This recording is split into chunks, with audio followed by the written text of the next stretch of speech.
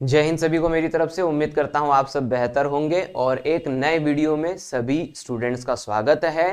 आज हम कंप्लीट करने वाले हैं, जैसे कि आप देख सकते हो, साझेदारी का चैप्टर। एक नया चैप्टर हमें शुरू कर रहा हूं, पार्टनरशिप। इसके पहले मैं कंप्लीट करवा चुका हूं, नए लोगों के लिए बता देता हूं, नए स्टूडेंट्स के लिए। मैं परसेंटेज कंप्लीट करवा चुका हूं, profit and loss, ratio and proportion, alligation यानी कि एलिगेशन मिश्रण कंप्लीट करवा चुका हूं, मिश्रानुपात यानी चेन रूल कंप्लीट करवा चुका हूं, एवरेज यानी औसत कंप्लीट करवा चुका हूं। 6 चैप्टर बढ़िया तरीके से सीरीज में आपको मिल रहे हैं, सीक्वेंस में मिल रहे हैं। ये साझेदारी का चैप्टर जो है, इसके लिए आपको एक बेसिक चैप्टर का नॉलेज होना जरूरी है, जिसको हम कहते हैं रेशो। रेशो यानी अनुपात। थोड़ा बहुत मैं यहाँ पे जरूर बता दूंगा, लेकिन आपको अनुपात का चैप्टर अच्छे से देख के आना पड़ेगा। साथ ही साथ अब मैं बात करता हूं कि साझेदारी का चैप्टर जो है, इसमें क्या बेसिक्स हैं। जैसे कि उन लोगों के लिए बता दूं जो नए देख रहे हैं, इस बिगिनर सीरीज में मैं उन लोगों के लिए ज्यादा मदद करने की कोशिश कर रहा हूं जिनके लिए मैथमेटिक्स जो है वो एक प्रकार से परेशानी बनता है। तो यहां पर हम साझेदारी भी एकदम बेसिक से पढ़ेंगे, 0 लेवल से पढ़ेंगे और फिर ऊपर तक जाएंगे उसको लेकर के। अब ये हम बात करें कि यदि साझेदारी है तो है क्या। साझेदारी कहां की जाती है? साझेदारी की जाती है जब हम व्यापार करते हैं यानी बिजनेस करते हैं। बिजनेस में ही साझेदारी होती है।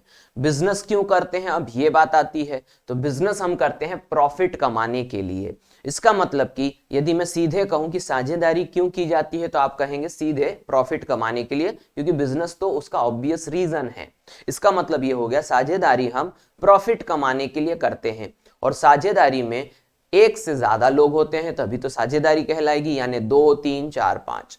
अब यहां पर जब साझेदारी होगी और प्रॉफिट बटेगा, है ना, याद रखना है कि प्रॉफिट बटेगा यानी लाभ बटेगा। तो लाभ बटते वक्त जो है, कुछ बेसिक चीजें एकदम ट्रांसपेरेंट होनी चाहिए पार्टनर्स के बीच में, ताकि जब वे लाभ को बांटे तो किसी प्रकार का कोई कंफ्यूजन ना रहे। और वही पैरामीटर जो हैं इस चैप्टर को डिफाइंड करेंगे। तो मैं आपको उदाहरण के द्वारा समझाऊंगा कि कौन कौन से फैक्टर हैं जो कि प्रॉफिट को डिफाइंड करेंगे। तो सबसे पहले एक उदाहरण मैं आपको दे रहा हूं, नंबर 1, केस नंबर 1 के उदाहरण दे रहा हूं मैं आपको। मान के चलो कि यहां पर दो व्यक्ति हैं, ए और बी। अब मैंने माना कि ए ने जो है व्यापार में यानी बिजनेस में 15,000 रुपए लगाए और बी ने जो है वो 10,000 रुपए लगाए। तो ए यदि 15,000 लगाता है और बी यदि 10,000 रुपए लगाता है, तो यहां पर मैं आपसे ये पूछना चाहूंगा कि यदि दोनों व्यापार में 1 साल के लिए रहे, दोनों ने 1 साल व्यापार किया और ए ने 15,000 लगाए, बी ने 10,000 लगाए, तो आखिर में जाके प्रॉफिट किसे ज्यादा मिलना चाहिए? तो आपका कॉमन सेंस का जवाब होगा कि सर आप ए को ज्यादा प्रॉफिट दीजिए, क्योंकि ए ने ज्यादा पैसे लगाए हैं। इससे एक चीज हमको समझ में आई केस नंबर 1 में कि profit is directly proportional to capital, यानी कि पूंजी को यहाँ कैपिटल कहा जाता है। पूंजी यानी कैपिटल, और कैपिटल सी से शुरू होता है, इसीलिए मैं इसको सी से दर्शाऊंगा। तो यानी कि मैंने पहली चीज सीख ली कि profit is directly proportional to capital. जितनी ज्यादा प्रॉफिट कमाना है उतने ज्यादा पैसे लगाओ, जितने ज्यादा पैसे लगाओगे उतना ज्यादा प्रॉफिट होगा। ये हो गया, मैंने केस 1 बता दिया। यानी कि एक फैक्टर हमें मिल गया है कि सर पैसा एक फैक्टर है जो प्रॉफिट को डिफाइन करता है। दूसरा अब हम समझते हैं, दूसरा पॉइंट क्या है। मान के चलो कि दूसरे केस में ए ने बिजनेस में 10,000 लगाए, बी ने भी बिजनेस में 10,000 लगाए। ए ने टाइम दिया 1 ईयर और बी ने टाइम दिया बिजनेस को 2 ईयर, यानी कि 1 साल के बाद में ए जो है वो व्यापार से अलग हो गया और बी जो है 2 साल तक व्यापार को लेके गया। अब 2 साल के बाद जो प्रॉफिट आएगा उसमें किसे ज्यादा मिलेगा पैसा? तो ऑब्वियसली अब भी आप जवाब जो है वो एकदम कॉमन सेंस से सही सही दोगे कि सर क्योंकि बी जो है ज्यादा समय लगा रहा, क्योंकि पैसे तो दोनों ही समान लगा रहे हैं, लेकिन बी टाइम ज्यादा लगा रहा है, इसीलिए बी को प्रॉफिट ज्यादा होना चाहिए। इसलिए दूसरी चीज हमने समझी कि sir P is directly proportional to T, यानी कि प्रॉफिट जो है वो टाइम के प्रोपोर्शनल होगा। जितना ज्यादा समय दोगे उतना ज्यादा प्रॉफिट बढ़ेगा, जितना कम समय दोगे उतना कम प्रॉफिट होगा। तो यही जो दो केस हैं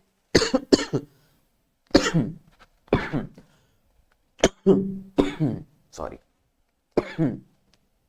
यही जो दो केस हैं, इन दो केसेस को ही हमें सॉरी सॉरी इन दो केसेस को ही हमें जो है वो समझना होगा कि कैपिटल और टाइम यही दो चीजें हमें मायने रखती हैं और कुछ भी नहीं। तो साझेदारी के क्वेश्चंस को अब हम सॉल्व करना शुरू करते हैं। उसके पहले मैं आपको रेशो यानी अनुपात का एक बेसिक कॉन्सेप्ट बता देता हूं, जिसके दम पे हम ये पूरा चैप्टर कंप्लीट कर पाएंगे। उसके लिए मैं इसको पूरा मिटा रहा हूं, आप नोट डाउन कर लेना।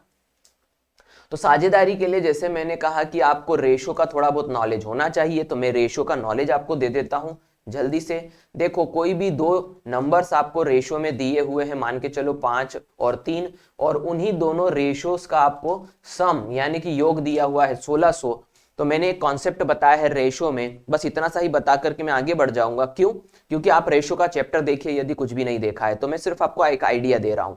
मैं एक कॉन्सेप्ट बोलता हूं कि तेरे वाला योग बराबर मेरे वाला योग, तेरे वाला अंतर बराबर मेरे वाला अंतर, तेरे वाला गुणनफल बराबर मेरे वाला गुणनफल। तो इसका मतलब क्या हो गया कि यहां पर उसने मुझे क्वेश्चन में योग दे के रखा हुआ है और रेशो दे के रखा है, तो मैं कहूंगा तेरे वाला योग का मतलब 1600। मेरे वाला योग कहां से आएगा? मेरे वाला योग आएगा 5 और 3 को जोड़ करके, यानी कि रेशो को जोड़ करके, तो ये हो गया 8। तो इस तरीके से 8 एकम 8 और 8 दूनी 16, एक बराबर क्या हो गया 200।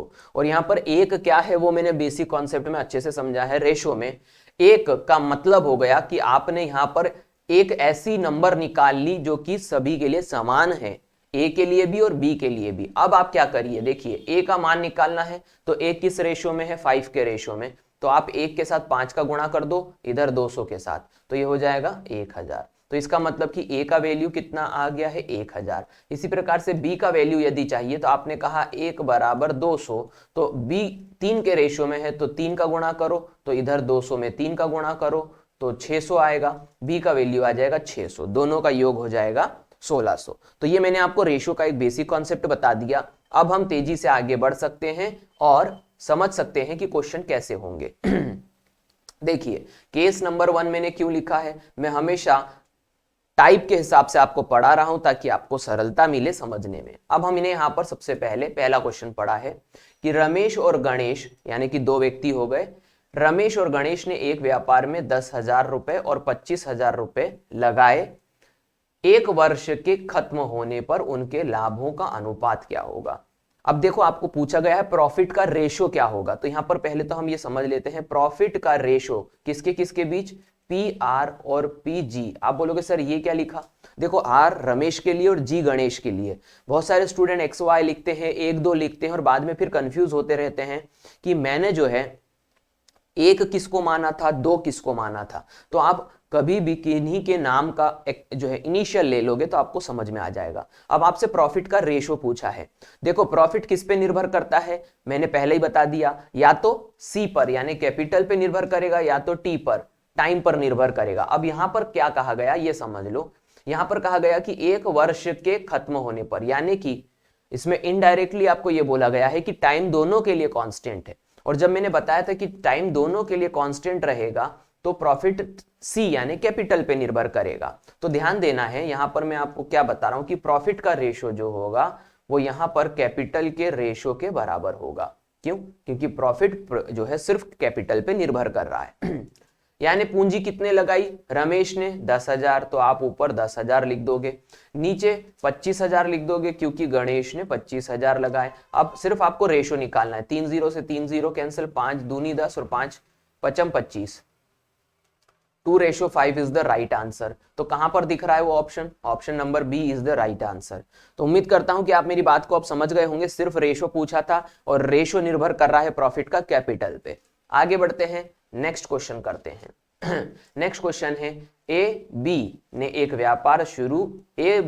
व्यापार की शुरुआत की क्रमशः 15,000 और 22,500 लगाकर। यदि उन्हें वर्ष के अंत में कुल 9,300 रुपए का लाभ हुआ है तो ए को प्राप्त लाभ कितना है? आपको ए और बी का सम दिया हुआ है। Profit of A plus profit of B आपको दिया है जो कि है 9,300। और आपसे पूछा क्या है कि प्रॉफिट ऑफ ए और प्रॉफिट ऑफ बी अब आप निकाल के दो और मुझे बताओ कि पी ए का एग्जैक्ट वैल्यू क्या होगा। यानी कि आपको टोटल प्रॉफिट ए का पूछा गया है। अब क्या करना है, मैंने क्या कहा था, आपके पास सम है, आप रेशो निकाल लो। रेशो कैसे पता चलेगा, देखो उसने कहा है वर्ष के अंत में, यानी कि दोनों के लिए टाइम कांस्टेंट है। तो प्रॉफिट का रेशो निर्भर करेगा किस पे, कैपिटल पे। ए ने कितना पूंजी लगाया वो देख लो, तो capital of A upon capital of B. A ने पूंजी लगाई 15,000, तो ये मैंने ऊपर 15,000 लिख दिए। 22,500 बी ने लगाया, तो नीचे 22,500 लिख दिए। 2 जीरो दोनों में कॉमन है, काट दिए। ऊपर क्या बचा 150, तो मैंने काटा 25 से, 25 छेंग 150, और नीचे 225 का मतलब 9 बार कट जाएगा 25 9 में 225। अब 3 से कटेगा 2 बार और 3 से कटेगा 3 बार, तो रेशो कितना आ गया 2:3।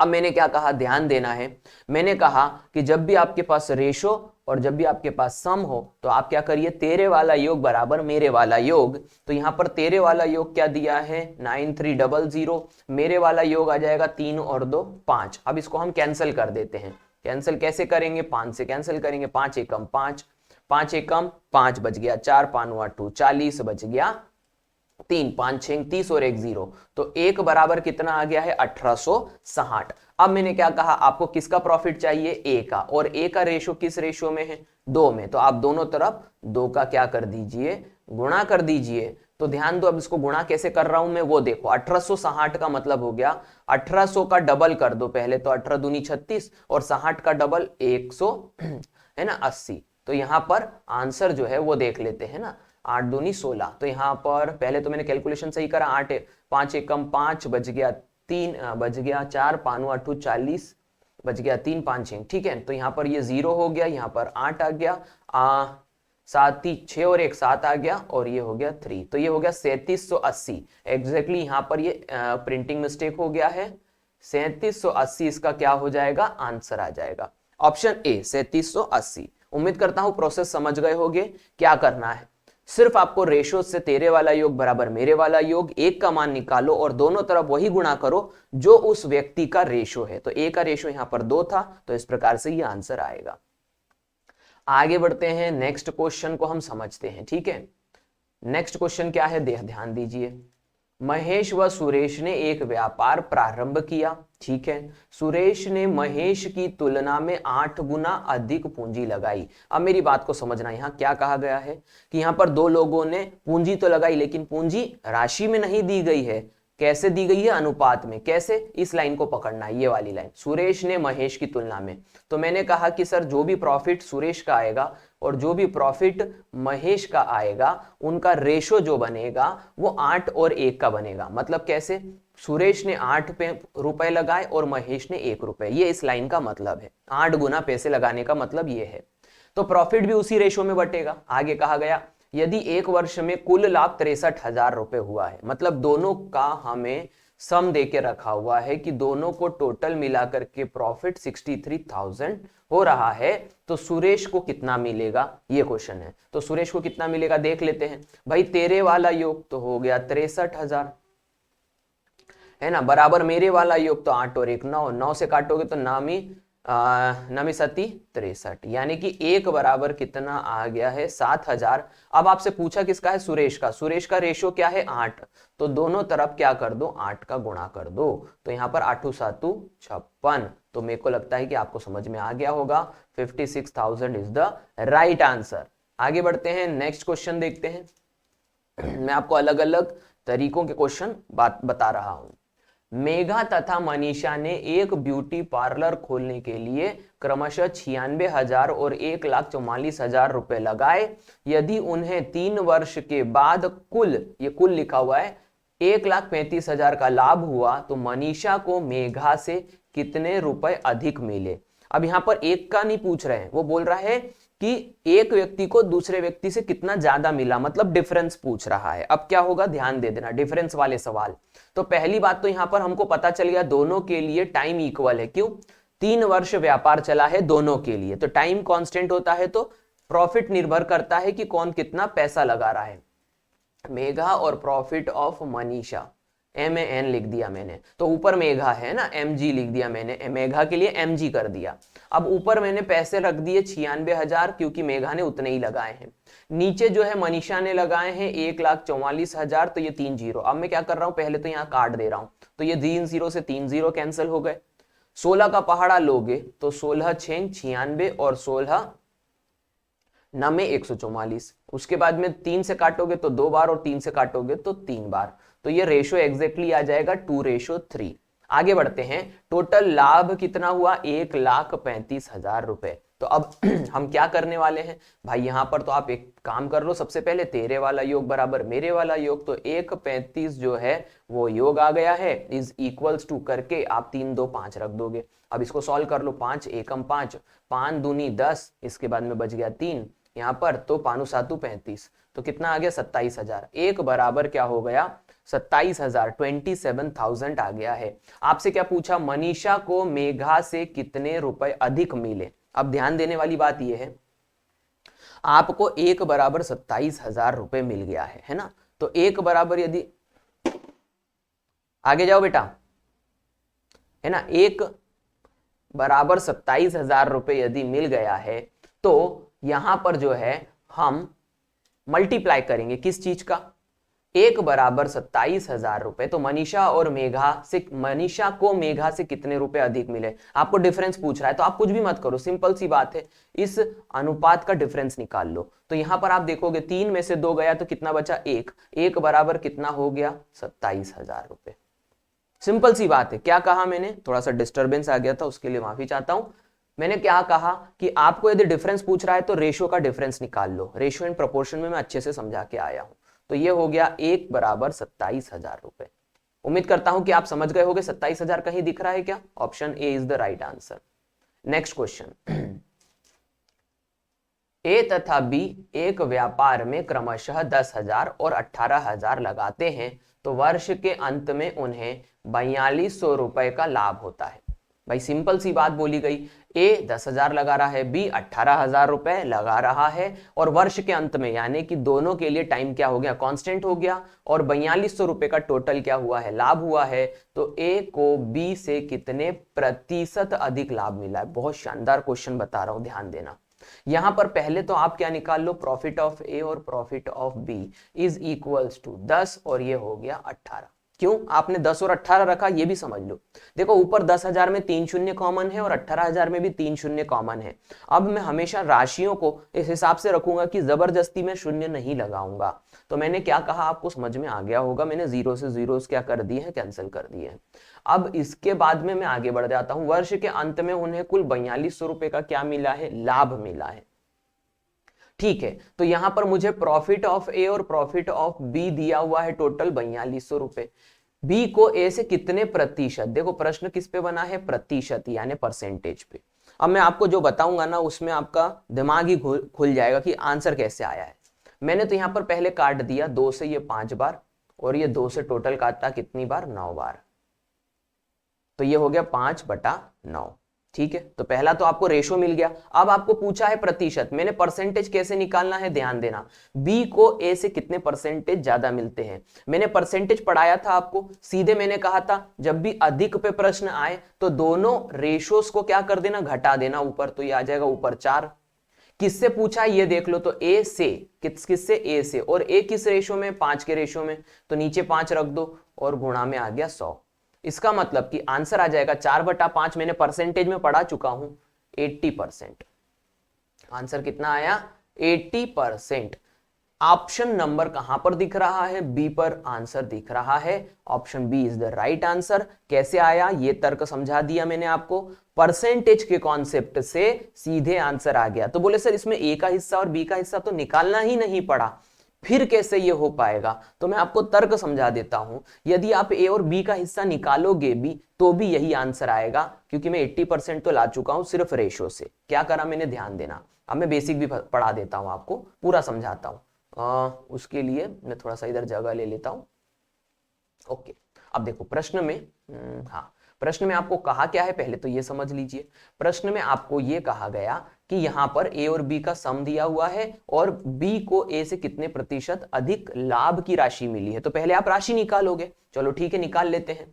ये रहा 4200, तेरे वाला योग बराबर मेरे वाला योग, मेरे वाला योग क्या आएगा 5 और 9 कितना हो जाता है 14, तो 14 एकम 14 और 14 तिया 42, मतलब एक बराबर कितना आ गया 300। अब आप क्या कहोगे कि सर ए का मान निकाल लेते हैं, ए किस रेशो में है 5 के रेशो में, तो ए इज इक्वल्स टू आ जाएगा 5 और इधर भी 5 गुणा कर दोगे तो 5 तिया 15। तो देखो ए का वैल्यू मैंने निकाल लिया आपके सामने। अब आप बोलोगे बी का वैल्यू, तो देखो एक बराबर कितना था 300, तो 9 बराबर, क्योंकि बी किस वैल्यू में है 9 के रेशो में, तो आप 9 का क्या कर दोगे ऊपर आगे पीछे गुणा कर दोगे, तो 9 तिया 2700।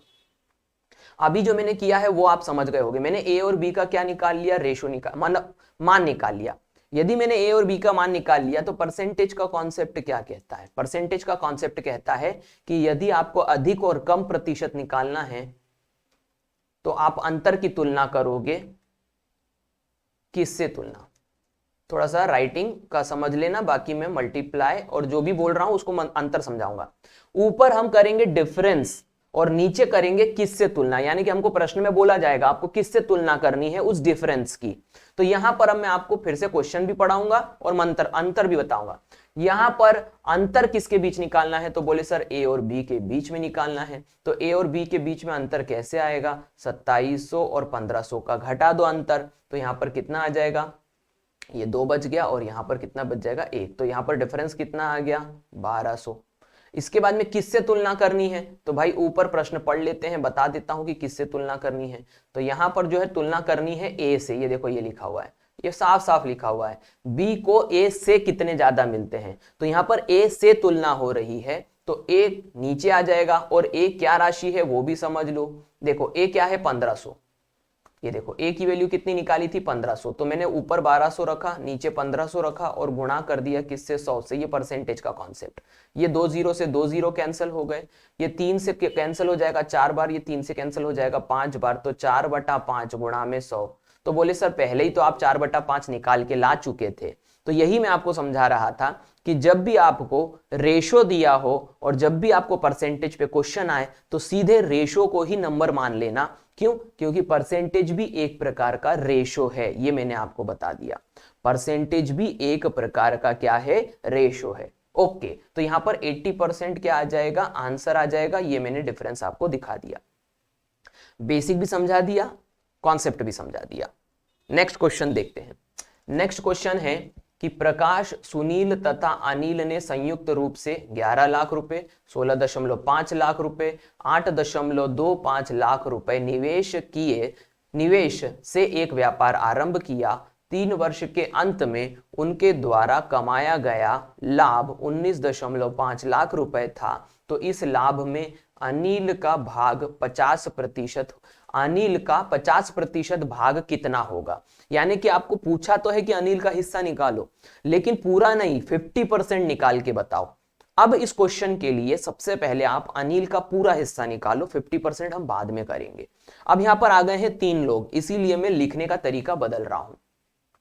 एक चीज मुझे समझ में आ गई, व्यापार कितने साल चला है 3 साल, इसका मतलब तीनों के लिए टाइम क्या हो गया कांस्टेंट। जब टाइम कांस्टेंट हो जाता है तो प्रॉफिट किस पे निर्भर करता है, कैपिटल के ऊपर। तो मैंने यहां पर कहा profit of A, profit of A की जगह profit of Prakash, profit of Sunil और प्रॉफिट ऑफ अनिल। अनिल यानी ए ले लिया मैंने, ए ही ले लेते हैं। तो ये 3 लोगों के मैंने इनिशियल ले लिए। अब इसमें लगाए किसने कितने पैसे, इसने 11 लगाए हैं, इसने 16.5 लगाए हैं और इसने 8.25 लगाए हैं। और ये इस तरीके से 3 लोगों का रेशो लिखा जाता है, ये मैंने आपको बता दिया। फिर से समझ लो, प्रकाश ने 11 लाख रुपए लगाए हैं, सुनील ने 16.5 लाख लगाए हैं और अनिल ने 8.25 लाख रुपए लगाए हैं, ये पैसे लग गए। इसके बाद में देखो यहां पर आपको सबसे नीचे वाली लाइन में कहा है लाभ के रूप में 19.5 लाख रुपए उनको तीनों को मिलके मिला है। तो यहां पर आप बोलोगे sir profit of Prakash, profit of Sunil plus profit of Anil जो है वो 19.5 लाख है। अब आपको यहां पर पहले तो अनिल का हिस्सा निकाल लेना है। कैसे निकालोगे, बोले सर तेरे वाला योग बराबर मेरे वाला योग, तो तेरे वाला योग क्या दिया है 19.5 और मेरे वाला कैसे निकालोगे, नीचे वाली राशियों को जोड़ करके अनुपात की। तो सबको जोड़ते हैं पहले तो, ठीक है। तो यहाँ पर डेसिमल में इज इक्वल्स टू करके डेसिमल में तो 7.5 आ जाएगा। 8 और 16 24, 24 और 11 होता है 35, तो ये आ गया 35.75। ये मेरे वाला योग आया, ये तेरे वाला योग आया। अब इसको क्या करेंगे, सॉल्व करेंगे। तो सॉल्व करने के लिए क्या करते हैं, ध्यान देना। यहाँ पर मैंने एक जीरो यदि बढ़ा लेना, यहाँ पर ये जीरो बढ़ा लेना, तो ये डेसिमल से डेसिमल कैंसिल हो जाएगा। बेसिक कैलकुलेशन करके बता रहा हूं। तो एक बराबर आ जाएगा 1950 बटा में, ध्यान देना है, 1950 बटा में 3575। एक तो ये हो गया, एक बराबर ये आ गया। अब आप बोलोगे सर किसका मान निकालना था, तो ये देखो, ये अनिल का निकालना है। अनिल कितने पे है, 8.25 पे। तो मैं इस राशि में क्या करता हूं, 8.25 का क्या करता हूं, मल्टीप्लाई कर देता हूं। क्यों करा वो समझ गए होगे। एक का मान निकालने पर जिसका मान निकालना होता है उसकी राशि को हम दोनों तरफ गुणा कर देते हैं, इसीलिए मैंने सिर्फ एक तरफ करी जहां काम की बात है। अब मैं जो कर रहा हूं उसको आप समझ लेंगे तो काम हो जाएगा। क्या करा है मैंने, यहां से डेसिमल हटाया, बटे में क्या आ जाएगा, 100 आ जाएगा। अब आप इसको क्या कर दीजिए, सॉल्व कर दीजिए। 25 से काट रहा हूं, 25 तिया 75, 82 है तो 7 बचेगा। 25 तिया 75, नीचे काटते हैं, 25 एकम 25 बच गया। यहाँ पर कितना, यहाँ पर बच गया है 10, तो यहाँ पर 10 बचा है तो 107 बन गया। तो 25 चौक 100 बच गया। फिर कितना, तो यहाँ पर बोलोगे 7 बच गया, तो 25 तिया 75, नीचे आ गया 173। अब मैं यहाँ देख रहा हूँ 33 है, 173 है, 11 से काट रहा हूँ, 11 तिया 33, 11 एकम 11 बच गया 3, 11 तिया 33। इसके बाद में मैंने 13 देखा, 13 को काटा, 13 एकम 13, 6 बच गया, 13 पंजे 65, 150। यहाँ पर मैं आगे बढ़ा देता हूं कैलकुलेशन, ऊपर 150 गुणा में 3 बचा है और बटा में यहाँ पर बचा है 100। तो मैंने 50 से काटा, 50 से 3 बार और 50 से ये 2 बार, तो ऊपर आ गया 9/2। 9/2 क्या होता है, 4.5। अब ध्यान देना, यहाँ पर अनिल का हिस्सा जो है मुझे मिल गया है कितना, 4.5 लाख रुपए, क्योंकि मैंने अभी सॉल्व करके आपके सामने लेके आया हूं। अब आपसे पूछा क्या गया था वो समझ लो। मैंने कहा था कि अनिल का हिस्सा नहीं चाहिए, अनिल का 50% चाहिए, और 50% का मतलब हो जाता है रेशो में यदि हम कहें तो आधा। इसका मतलब कि यदि ये पूरा हिस्सा है अनिल का, इसको डिवाइड यदि मैं 2 से कर दूं तो मेरे पास आ जाएगा इसका आधा 2.25। अब बड़ी सिंपल कैलकुलेशन है, ज्यादा दिमाग नहीं लगाना है, सीधी सी बात है। 4.5 लाख का आधा करो तो 2,25,000 रुपए होता है। 2.25 लाख रुपीज इसका आंसर आ जाएगा। देखते हैं कि ये कहां पर सही है, कहां पर दिख रहा है। ऑप्शन कहीं दिख रहा है क्या, 2,25,000 बिल्कुल दिख रहा है। Option number A is the right answer. उम्मीद करता हूं कि आप समझ गए होंगे कि क्या सही आंसर है, ठीक है। तो ये एग्जैक्ट आंसर निकालने का तरीका होता है। देखते हैं केस नंबर 2। अब देखो, केस नंबर 1 के क्वेश्चन में कंप्लीट करवा चुका हूं। केस नंबर 2 ये वाले क्वेश्चन में आपको अगले वीडियो में करवाऊंगा। उम्मीद करता हूं कि आप बेसिक चीजें समझ गए होंगे। थोड़ा सा इंटरफेस और डिस्टरबेंस यदि होता है तो मैं उम्मीद करूंगा कि आप उस चीज को बियर करोगे, ताकि मैं आपको कॉन्सेप्ट अच्छे से समझा पा रहा हूं। यही मेरा एक मूल उद्देश्य रहता है। तो मिलते हैं नेक्स्ट वीडियो में, तब तक के लिए सभी को जय हिंद। नेक्स्ट वीडियो में हम इस क्वेश्चन के साथ से शुरुआत करेंगे।